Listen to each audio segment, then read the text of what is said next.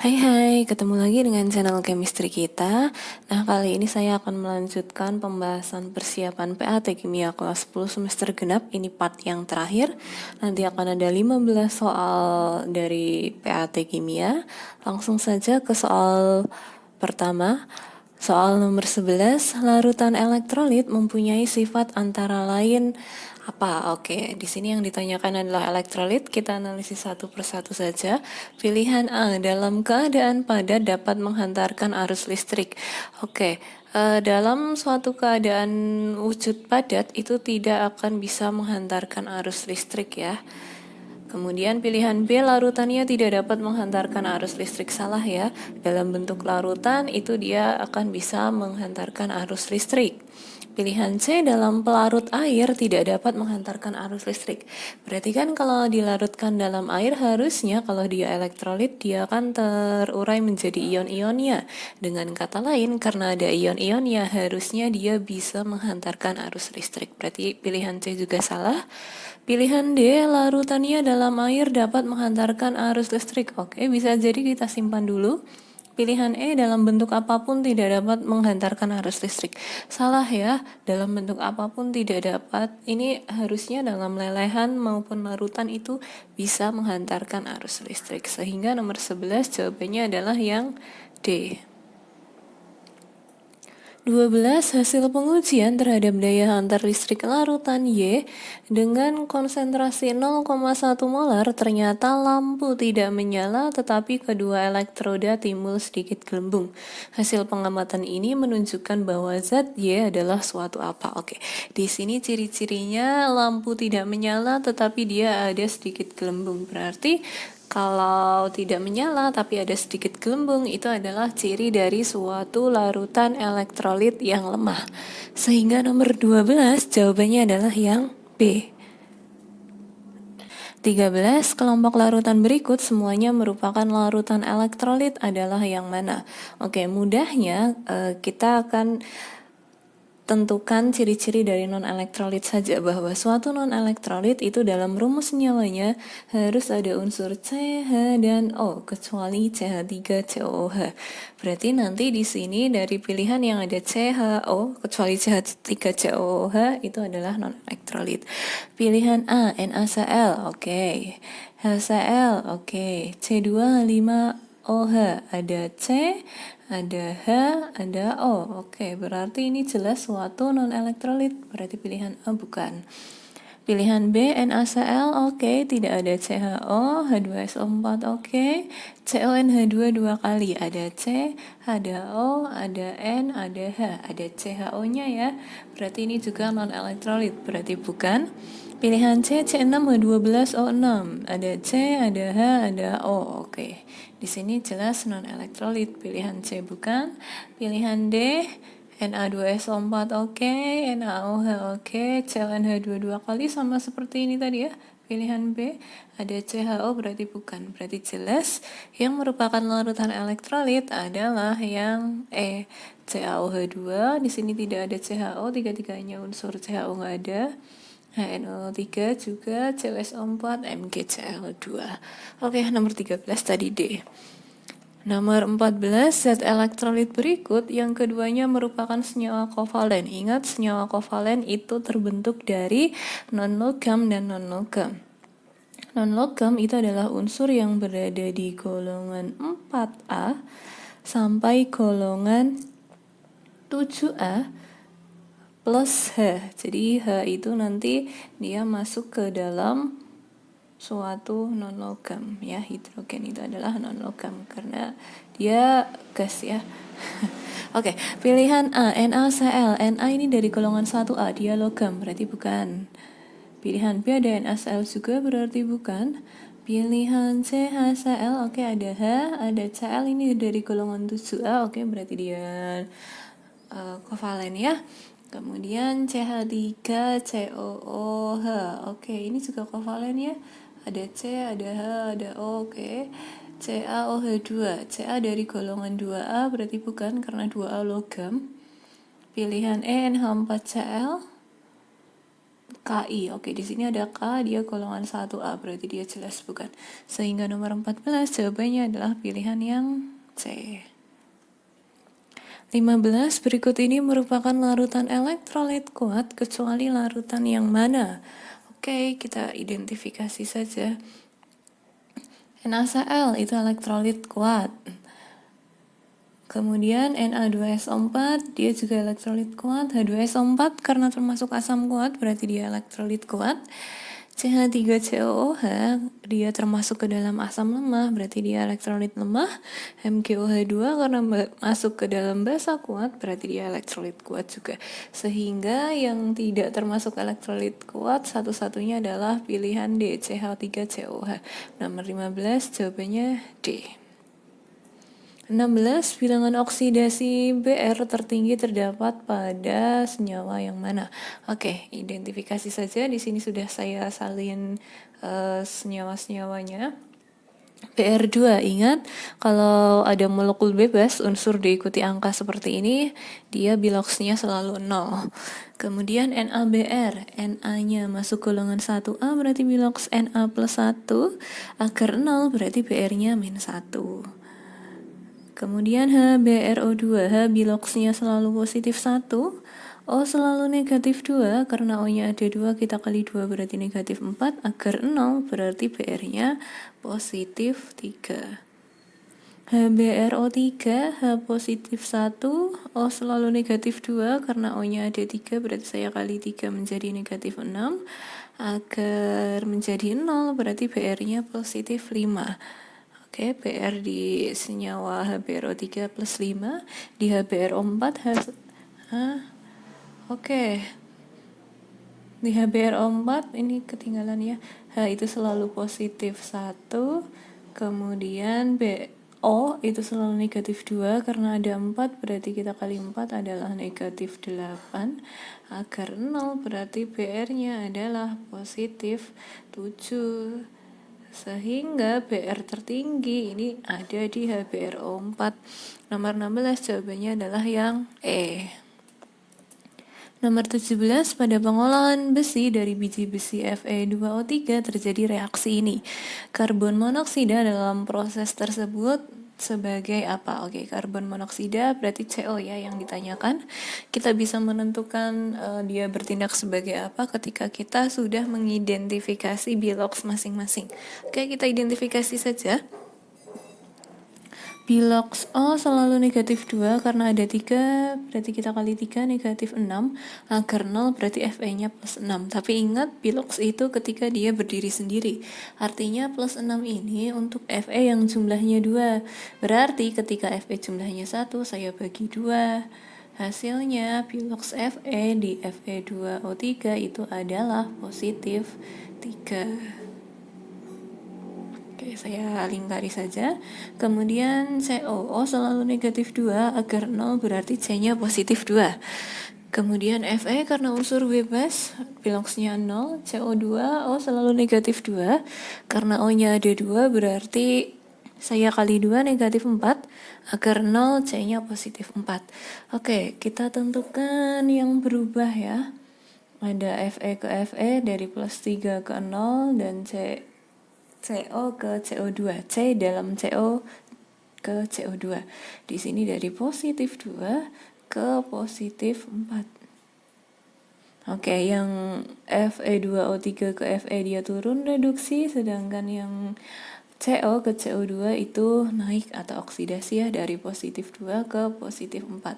Tadi yang ditanyakan adalah karbon monoksida atau CO.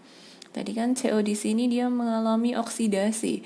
Karena CO mengalami oksidasi, kita ingat spesies atau zat yang mengalami oksidasi itu istilahnya apa? Katalisator di sini dia zat yang mempercepat reaksi, bukan?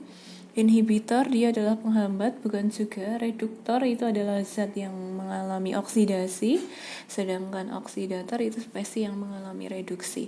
Karena CO di sini tadi dia naik atau mengalami oksidasi, berarti dia disebut sebagai reduktor. Nomor 17 jawabannya adalah C. 18, bilangan oksidasi Mn tertinggi terdapat pada senyawa yang mana? Oke, identifikasi lagi. MnO, O selalu negatif 2, agar 0 berarti Mn-nya positif 2. MnO2, O selalu negatif 2, karena O-nya ada 2, saya kali 2 berarti negatif 4, agar 0 berarti Mn-nya positif 4. MnCl2, Cl karena masuk ke dalam golongan 7A, biloxnya selalu negatif 1. Karena ada 2, berarti saya kali 2, negatif 2, agar 0 berarti Mn-nya positif 2. KMNO4, K masuk golongan 1A, biloxnya positif 1, O selalu negatif 2, karena jumlahnya ada 4, saya kali 4 berarti negatif min 8 ya, berarti min 8, agar 0, berarti Mn-nya positif 7. Kemudian MnSO4, ingat-ingat saja SO4 itu adalah ion poliatomik yang dia muatannya selalu negatif 2, agar 0 berarti Mn-nya positif 2. Sehingga yang tertinggi di sini ini plus 2 plus 4 plus KMNO4 ya, Mn dalam KMNO4 biloxnya positif 7. Nomor 18 jawabannya adalah yang D. 19. Pada reaksi Cl2 ditambah 2 KOH menjadi KCl plus KClO plus H2O, bilangan oksidasi Cl berubah dari berapa ke berapa? Oke, identifikasi Cl-nya saja karena yang ditanyain hanya Cl. Cl2 ini adalah molekul bebas ya. Semua molekul bebas biloxnya selalu 0. KCl, K golongan 1A, biloxnya positif 1, agar 0 berarti Cl-nya negatif 1. KClO, K golongan 1, berarti biloxnya positif 1, O selalu negatif 2, agar 0 berarti Cl-nya positif 1, sehingga Cl di sini berubah dari 0 menuju negatif 1 dan positif 1. Sehingga nomor 19 jawabannya adalah pilihan yang D. Lanjut nomor 20, zat yang bertindak sebagai oksidator adalah yang mana? Oke. Oksidator itu adalah spesies yang mengalami reduksi. Berarti kita tentukan dulu biloxnya. ZNS. Ingat ya, Zn ini kan termasuk ke logam transisi ya, dia biloxnya pasti positif 2. Berarti agar 0 S-nya negatif 2. Kemudian H di HNO3, H selalu positif 1, O selalu negatif 2, karena ada 3, saya kali 3 berarti negatif 6, agar 0 berarti positif 5. ZnSO4, Zn-nya tadi plus 2, O selalu negatif 2, kali 4 berarti negatif 8, agar 0 berarti S-nya plus 6. NO, O negatif 2, agar 0 berarti N-nya plus 2H. 2O tidak akan saya tentukan biloxnya, karena kalau tidak ada H atau O yang dalam dalam unsur bebas atau dalam pengecualian, nanti tidak ngefek di H2O ini. Oke, di sini yang berubah ada S ke S, kemudian N ke N ya. S dari negatif 2 ke positif 6, berarti naik, berarti dia oksidasi, sedangkan N dari positif 5 ke positif 2, dia turun, reduksi. Yang bertindak sebagai oksidator. Oksidator tadi dia adalah spesies yang mengalami reduksi, dan pasti yang terletak di kiri panah ya, yang mengalami reduksi ini tadi adalah HNO3. Sehingga nomor 20 jawabannya adalah pilihan yang B.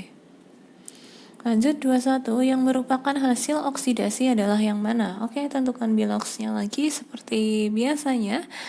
Oke, di sini SO4 satu kesatuan ion poliatomik, muatannya negatif 2, agar 0 berarti Cu-nya positif 2. KI, K golongan 1A, biloxnya positif 1, I-nya negatif 1. Kemudian CUI, I golongan 7A ya, berarti biloxnya negatif 1, agar 0, Cu-nya positif 1. I2, dia molekul bebas, berarti biloxnya selalu 0. Kedua SO4. SO4 satu kesatuan negatif 2, K-nya jadinya positif 2 ya. Oke, tapi ini kan positif 2, nanti untuk K yang jumlahnya 2, berarti nanti ketika 1 dia positif 1. Oke, kita tentukan yang berubah. Di sini ada Cu ke Cu dengan I ke I. Oke, si Cu dari positif 2 ke positif 1 berarti dia turun atau reduksi. I dari negatif 1 ke 0 berarti dia naik atau reduksi. naik atau oksidasi. Yang ditanyakan adalah hasil oksidasi. Hasil oksidasi, yang namanya hasil harus berada di kanan panah. Nah, hasil oksidasi tadi di sini anak panah oksidasi menuju ke I2, sehingga hasilnya adalah I2. Nomor 21 jawabannya adalah pilihan yang D. 22. Bilangan oksidasi O tertinggi terdapat pada senyawa yang mana? Kalau ditanyakan O piloxnya, berarti nanti O harus kita cari paling akhir piloxnya. Oke, kita tentukan dulu. Na dia positif 1 karena golongan 1, H juga positif 1, berarti agar 0, O-nya negatif 2. H2O, H itu positif 1 karena D2, kita kali 2 berarti positif 2, agar 0 berarti O-nya negatif 2. H2O2, H selalu positif 1 karena D2 saya kali 2 berarti positif 2, O-nya negatif 2, tapi negatif 2 ini untuk O yang jumlahnya 2, ingat pilox harus ketika dia sendiri, berarti negatif 2 ini harus masih saya bagi 2, berarti negatif 2 dibagi 2 hasilnya adalah negatif 1, pilox O di H2O2 adalah negatif 1. Kemudian O2 molekul bebas, piloxnya adalah 0. K2O, K golongan 1, pilox plus 1, karena D2 saya kali 2, berarti positif 2, agar 0, O-nya negatif 2. Ditanyakan bilangan oksidasi O paling tinggi. Di NaOH negatif 2, H2O negatif 2, H2O2 negatif 1, di O2 0, K2O negatif 2 juga. Oke, berarti paling tinggi angka 0. Nomor 22 jawabannya adalah pilihan yang D. Nomor 23, zat yang bertindak sebagai oksidator dan reduktor adalah yang mana? Oke, harus bisa membedakan oksidator dan reduktor. Oksidator adalah spesies yang mengalami reduksi, sedangkan reduktor adalah spesies yang mengalami oksidasi. Oke, kita tentukan biloxnya dulu, mulai dari MnO2. O selalu negatif 2, karena ada 2 berarti saya kalikan menjadi negatif 4, agar 0 Mn-nya plus 4. H2SO4, berarti hanya itu selalu positif 1, karena D2 saya kali 2 berarti positif 2. O selalu negatif 2, karena ada 4 berarti negatif 8, agar 0 S-nya positif 6. NaCl, Na golongan 1A plus 1, agar 0 Cl-nya min 1. MnSO4, SO4 satu kesatuan, biloxnya negatif 2 ya, atau muatannya negatif 2, agar 0 berarti Mn-nya positif 2. Na2SO4, Na golongan 1A, bilox positif 1 karena ada 2 berarti positif 2, O-nya negatif 8, S-nya agar 0 berarti positif 6. Cl2 dia molekul bebas berarti 0.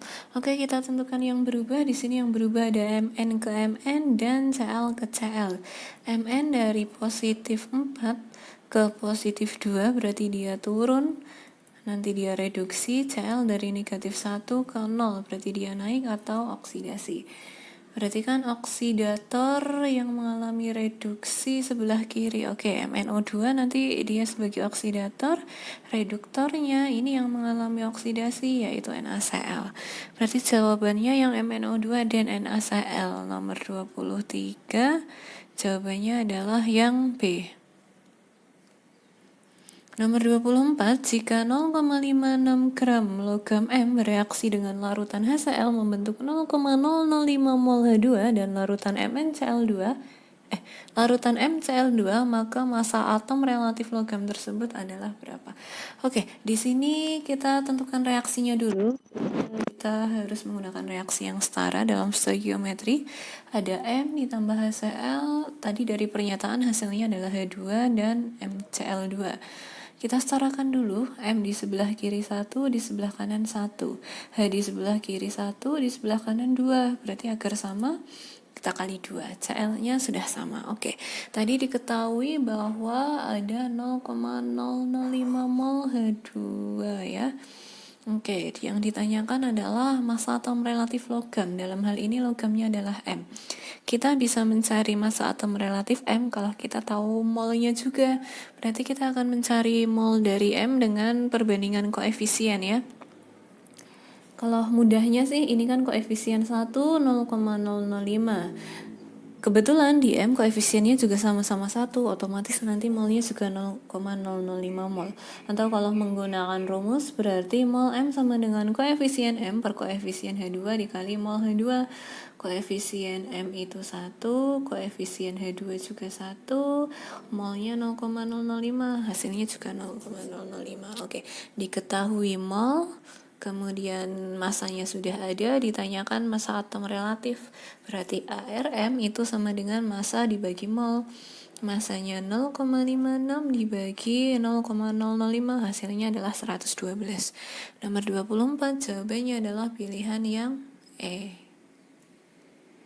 Kemudian nomor 25, sebanyak 8 gram gas metana CH4 dibakar menggunakan 6,4 gram oksigen menurut persamaan reaksi CH4 ditambah 2O2 menjadi CO2 plus 2H2O. Gas CO2 yang dapat dihasilkan dari reaksi tersebut adalah mana? Ingat suatu stoikiometri, kalau belum ada nilai molnya harus kita cari molnya terlebih dahulu. Di sini ada CH4, kita akan cari mol CH4 karena diketahui massa berarti menggunakan rumus massa per mR. Massanya 8 gram, mR-nya tadi 16 ya. 8 per 16 itu setengah, 0,5 mol. Kita juga bisa mencari mol dari oksigen atau O2 ya. Massa per mR, massanya 6,4. Oh, harus tahu ya, ARO itu kan 16 karena O2 16 kali 2 berarti 32. Berarti 6,4 dibagi 32 adalah 0,2 mol. Oke. Karena di sini mol reaktannya ada semua ya, mol. Jadi kan reaktannya kan ada CH4 dan 2O2. Karena mol reaktan diketahui semua, kita harus MRS. Mula-mulanya si CH4 molnya 0,5, O2 0,2. Reaksinya berapa, kemudian sisanya berapa. Kan kita harus bisa menentukan zat yang habis bereaksi. Zat yang habis bereaksi itu ketika masing-masing mol dibagi koefisien hasilnya kecil. CH4 kan 0,5, koefisien 1. Kalau saya bagi hasilnya juga 0,5. Sedangkan O2 di sini kan molnya 0,2, koefisiennya 2. Kalau saya bagi kan 0,1. Karena O2 ini lebih kecil, maka dia akan habis bereaksi. Nah, agar habis kan berarti di R atau di reaksi kan dia harus 0,2. Nah, di sini koefisien 2 0,2. Berarti nanti di CH4 kan koefisien 1, dia 0,1. Tapi langsung saja, karena yang ditanya ini adalah CO2, saya nggak perlu nyari yang lainnya. Cari langsung saja yang CO2. Di sini CO2 koefisiennya 1. Tadi koefisien 2, 0,2. Berarti kalau koefisiennya 1, jelas 0,1. Ingat reaktan tandanya min, kalau produk nanti tandanya plus. Berarti strip ditambah 0,1 hasilnya 0,1 mol. Ditanyakan ini massa ya, karena satuannya gram-gram semua. Berarti diketahui mol, ada mR, ditanyakan massa, berarti massa sama dengan mol kali mR. 0,1 kali 44 adalah 4,4. Sehingga nomor 25 jawabannya adalah pilihan yang A. Oke, cukup sekian untuk pembahasan persiapan PAT Kimia kelas 10 semester genap. Ini part yang terakhir ya. Jika ada yang mau ditanyakan silahkan ditanyakan. See you.